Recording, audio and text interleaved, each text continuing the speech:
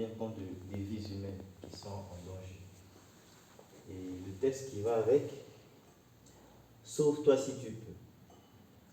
Entre eux et nous ne subsiste que quelques mètres ou dizaines de mètres nous séparant. Pourtant, seuls les plus chanceux et téméraires sauront gravir les quelques marches d'humanité pour nous atteindre, nous et nos faveurs. Donc voilà, on le voit même par rapport à la position de la personne qui a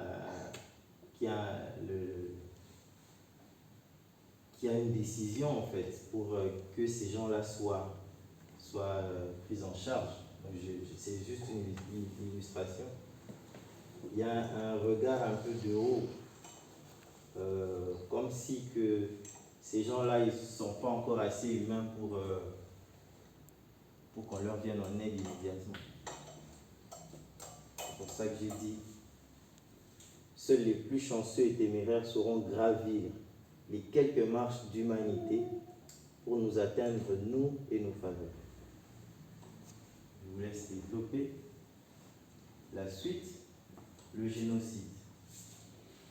Ça, c'est... Je ne sais pas trop m'avancer sur les détails parce qu'aujourd'hui, il n'y a pas de statistiques. Au Congo, depuis que la guerre de l'Est a commencé, la guerre du Kivu a commencé, il y a des gens qui disent qu'il y a eu déjà 6 millions de morts. Et avec en tout cas, depuis 2015 ou 2014 à aujourd'hui, les estimations continuent à monter. On va jusqu'à 8-10 millions de personnes qui ont perdu la vie dans ce conflit-là. Mais comme ce n'est pas un génocide au vrai sens du terme, parce qu'on n'attaque pas, on ne détruit pas une ethnie en particulier, mais c'est quand même des humains, même s'ils sont d'origine mélangée, mais c'est des humains qui meurent injustement à cause de la cupidité et de la barbarie. Et pour moi, quelle que soit la définition, moi j'appelle ça un génocide. Parce que le nombre de morts qu'il y a eu là, c'est déjà largement plus que tous les génocides qui ont existé depuis l'histoire de l'humanité. Bon, je vais dire une bêtise. En tout cas, depuis les 2 guerres mondiales à maintenant, il n'y a pas eu un conflit plus mortel que celui-là. Et le texte qui va avec, à mort coupable, la vie est un luxe pour eux. Il n'y a guère assez de place ni d'oxygène pour nos 2 espèces sur cette terre. Disparaissez car vous rendez la nature imparfaite. C'est un peu ça l'état d'esprit, parce qu'en peignant ça, je me suis mis dans la tête d'un génocidaire. Voilà. Et ça, c'est la dernière, l'énergie vivifiante. Je me suis dit, après tout ça, je me suis dit qu'il y a encore de l'espoir parce que les humains sont là, ils ont en eux une capacité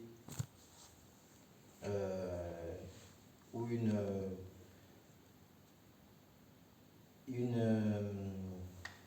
sont encore capables de faire les choses correctement. Et ça, c'est un appel en fait à l'espoir et au réveil, parce qu'on voit une lumière qui surgit des ténèbres et il y a une végétation desséchée et multicolore, mais qui va reprendre vie avec la lumière qui arrive par la photosynthèse. Voilà. Et j'ai appelé ça l'énergie vivifiante parce que je pense qu'on a chacun en nous quelque chose de positif qu'il faut cultiver et extérioriser. Du plus profond de l'obscurité, du néant, jaillit une lumière porteuse d'espoir et d'énergie. Cette forêt desséchée qu'est l'humanité n'aura attendu que trop longtemps pour enfin renaître et revivre. Si seulement elle parvient à la capter, la lumière, jaillit une lumière. Si seulement elle parvient à la capter, cette lumière, à la manière d'une photosynthèse de mœurs et de pensée et du pensée. Voilà.